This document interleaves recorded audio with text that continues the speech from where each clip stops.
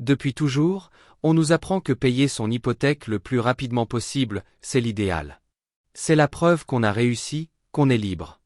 Beaucoup de familles font des paiements accélérés, ajoutent quelques centaines de dollars ici et là, dans l'espoir de voir disparaître cette fameuse dette hypothécaire. Et je comprends. C'est rassurant, n'est-ce pas? Mais aujourd'hui, j'aimerais vous proposer une autre perspective. Et si le but n'était pas de payer son hypothèque le plus vite possible, mais plutôt d'en utiliser la valeur pour construire quelque chose de plus grand encore? Bienvenue sur ma chaîne Shelba Mindset. Ici, nous parlons immobilier, développement personnel et investissement en bourse. Si ces sujets t'intéressent, n'hésite pas à t'abonner pour ne rien manquer de mes prochaines publications.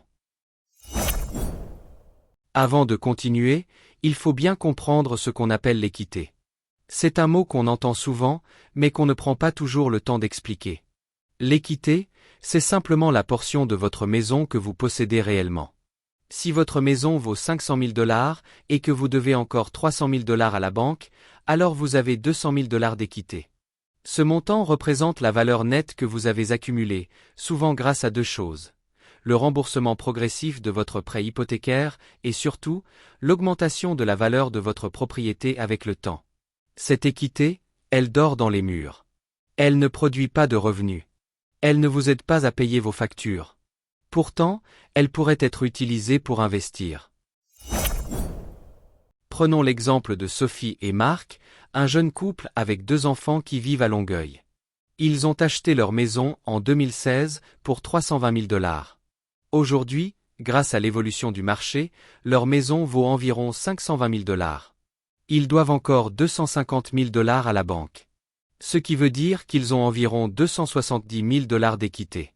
Ce capital, ils l'ont accumulé simplement en vivant dans leur maison, sans y penser.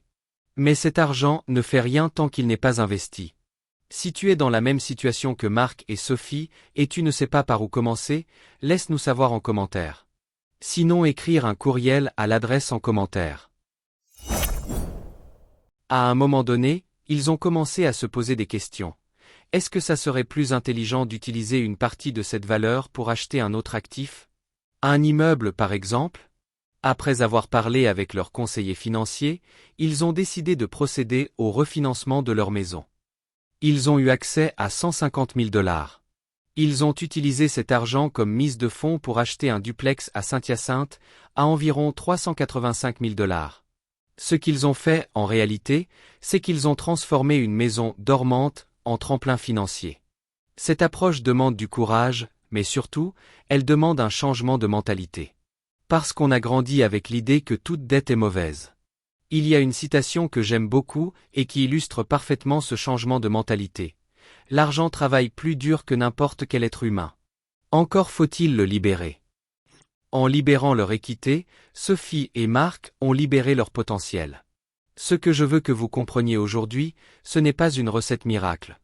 Ce n'est pas non plus un conseil, mais une piste de réflexion. Il faut retenir que votre maison peut être bien plus qu'un toit. Elle peut être un outil, un levier, un tremplin. Si vous l'utilisez avec intelligence, elle peut vous aider à bâtir quelque chose de solide et durable pour votre avenir et celui de vos enfants. La liberté financière n'est pas toujours au bout de l'hypothèque. Parfois, elle commence par un changement de perspective. Merci d'avoir participé à cette réflexion. Pour continuer à développer ton esprit de gagnant, clique sur l'une des vidéos qui apparaît à l'écran. Je te rejoins dans la prochaine vidéo.